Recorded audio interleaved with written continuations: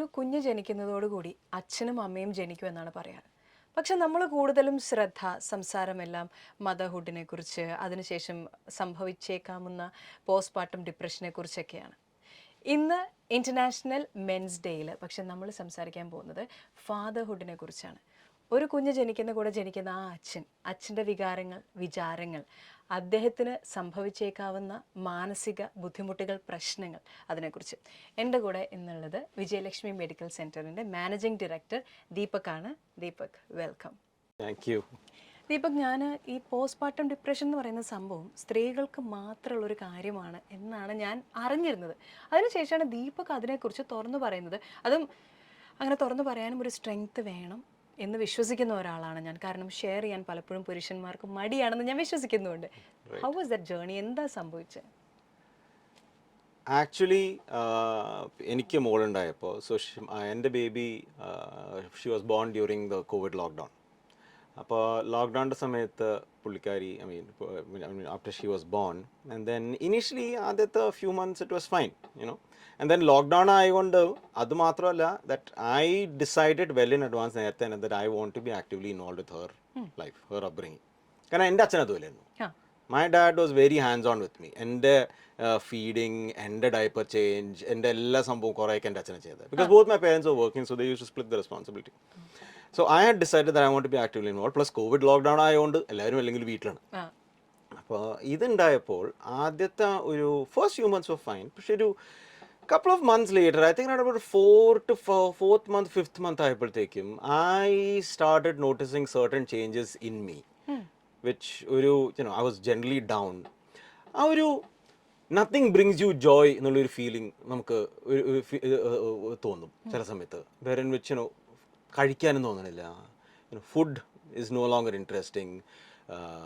Day-to-day things which you found joy in, TV programs, nothing. None of that is interesting. Even മോളുടെ അടുത്ത് തന്നെ നമ്മൾ interact ചെയ്യുന്ന സമയത്ത് തന്നെ my Joy started going down, my general enthusiasm started going down. Then that's when I realized, I started getting slightly more darker also thoughts, even sometimes it even bordered on suicide. But that is when I realized, idil endo sheriyalla. Then I started doing a bit of research, and then that's when I stumbled across the fact that there is something called as paternal postpartum depression. Oh. Okay.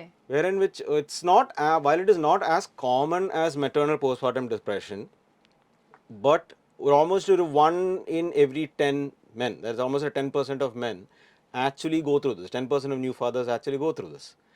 Pakshe, we are not exactly taught to communicate about this, or idine patti. In fact, when I was researching, കുറേ സൈക്കോളജിസ്റ്റുകൾക്ക് ഇതിനെപ്പറ്റി ഇങ്ങനത്തെ ഒരു സംഭവമേ ഉണ്ടെന്ന് തന്നെ അറിയണ്ടായിരുന്നില്ല. And then luckily I stumbled across one or two of them who corroborated my thing. They were like, yes, it absolutely exists. And then online ഞാൻ research നോക്കിയപ്പോഴും it is very much true. ഇത് സംഭവം ഉണ്ട് ഇങ്ങനത്തെ ഒരു സാധനം, paternal postpartum depression. And that's when I realized that I might have a problem like this. And then I should take active steps. Now, wherein which I didn't need to go to a clinical therapy session like a situation vandirunilla. But what I realized is, understanding that you have a problem is the first step. And then I made a conscious effort to understand that, okay, this is a problem, this will pass. I need to make an effort. Just double down on things. Spend time with your child. Make sure you give love. Okay. Start exercising. That's one thing which I lockdown കാരണം കൊണ്ട് difficult ആയിരുന്ന സംഭവം എന്ന് പറഞ്ഞാൽ there was no physical activity. ഒന്നും ഉണ്ടായിരുന്നില്ല. So start exercising, start eating healthy, try and maintain a positive frame of mind. It will pass. I'm not saying എല്ലാവർക്കും വെറുതെ സ്വയം തന്നെ you can cure yourself. Sometimes it gets severe. It can get severe. At which point I would recommend definitely please ഒരു qualified ആയിട്ടുള്ള പ്രൊഫഷണലിൻ്റെ അടുത്ത് പോവുക. Seek, try and talk about it. I know talking about it is difficult. We will get to that. Why a lot of men don't talk about it. It's a very difficult thing, unlike women. But yes, this is definitely a serious problem and it exists. ഞാൻ generally observe ചെയ്തിട്ടുള്ളൊരു കാര്യമാണ്, men don't share. അതായത് boys don't cry എന്ന് പറഞ്ഞ് വളർത്തുന്ന പോലെ തന്നെ അങ്ങനെ എന്തെങ്കിലും ഉണ്ടോ? എന്തുകൊണ്ടാണ് നിങ്ങൾ ആണുങ്ങൾക്ക് പങ്കുവയ്ക്കാൻ ഇത്ര ബുദ്ധിമുട്ട്? പങ്കുവയ്ക്കാൻ ബുദ്ധിമുട്ടല്ല. ഇതിൽ രണ്ട് കാര്യങ്ങളുണ്ട്. If you ask me, one, and this is something ഞാൻ മാത്രമല്ല, I have experienced this, and even a lot of people I've spoken, a lot of the other men I've spoken to, നമ്മൾ സംസാരിക്കുമ്പോൾ there was experiences. നമ്മളിപ്പോൾ ഉദാഹരണത്തിന് ഓഫീസിൽ you are having a tough day, okay, there is something in the office that's bothering you continuously and that is causing you to go into a depressive episode. വീട്ടിൽ വന്നിട്ട് ഉടനെ തന്നെ സംസാരിച്ചു തുടങ്ങുമ്പോൾ like you are withdrawn, വീട്ടിൽ വരുമ്പോൾ ആകപ്പെടെ mood off ആയിട്ട് ഇരിക്കുകയാണ്, ഓക്കെ. അപ്പോൾ വീട്ടുകാർ ഓബ്വിയസ്ലി ചോദിക്കും എന്തു പറ്റി.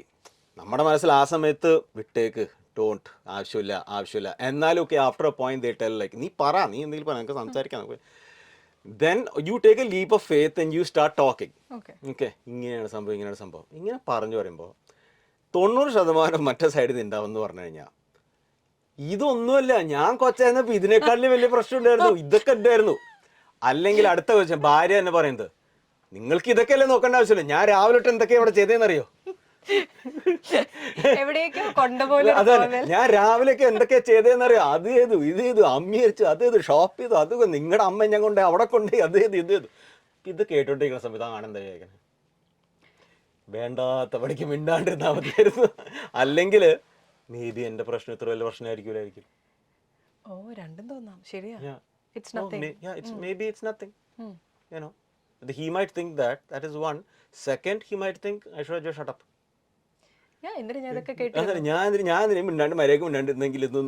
So this is a very common thing, and in fact relationship therapist, relationship counselors parana sambhavana, when one person is opening up, it is not an immediate challenge to your struggles.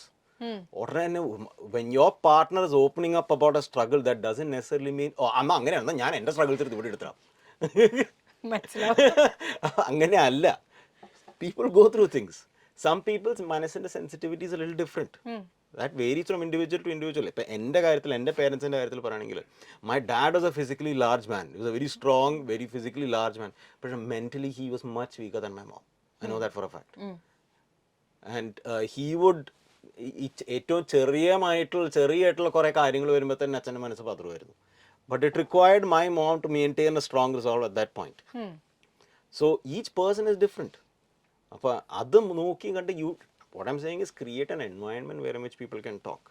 വീട്ടിൽ മിണ്ടിയില്ല, എനിക്ക് മനസ്സിലായി. അമ്മയ്ക്ക് അതേ കഥ ആയിട്ട് കൂടെ വരുമ്പം ഒന്നുമല്ല. പക്ഷേ എന്തുകൊണ്ട് ഫ്രണ്ട്സിന്റെ അടുത്ത് നിങ്ങൾ തുറന്നു പറയുന്നില്ല? അതോ നിങ്ങൾ ഫ്രണ്ട്സിന്റെ അടുത്ത് പറയാറുണ്ട്. So where in which I am seeing that now, ഇക്കാലത്ത് ഞാൻ പണ്ടത്തെ കാലത്ത് എന്ന് പറഞ്ഞു കഴിഞ്ഞാൽ ആ ഒരു നമ്മുടെ മീഡിയയിൽ തന്നെ ആണുങ്ങൾക്ക് പോസിറ്റീവായിട്ട് ആട്രിബ്യൂട്ട് ആണ് ചില കീവേഡ്സ് ഉണ്ട്. Strong silent type. അത് ഇപ്പോഴും ഒരു ആരാധിച്ചുകൊണ്ടിരിക്കുന്ന ഒരു രൂപമായിട്ടാണ് എല്ലാവരും കാണുന്നത്. Okay, but that's actually very toxic thing, right? പക്ഷേ everybody just blanketly accepts that, right? ഇപ്പൊ പണ്ടത്തെ കാലത്ത് to be the stoic type, stoicism എന്ന് പറഞ്ഞിട്ട് സ്ട്രോങ് സ്റ്റോയിക് എന്നൊക്കെ വാക്കുകൾ, ഇതൊക്കെ സാധാരണ പുരുഷന്മാരെ അട്രിബ്യൂട്ട് ചെയ്യുന്ന ടേംസ് ആണ്. പണ്ടത്തെ കാലത്ത് these were things that were considered very positive attributes. ഈ കാലത്ത് it is slowly changing. Even among my group of friends, we, in fact, last year, me and a lot of our group of friends from ഞങ്ങൾ 9th class മുതൽ അറിഞ്ഞുകൊണ്ടിരിക്കുന്ന friends ആണ്, and all of them, they're all married, a lot of them are settled in life. We decided to do a boys trip. we had gone to Europe.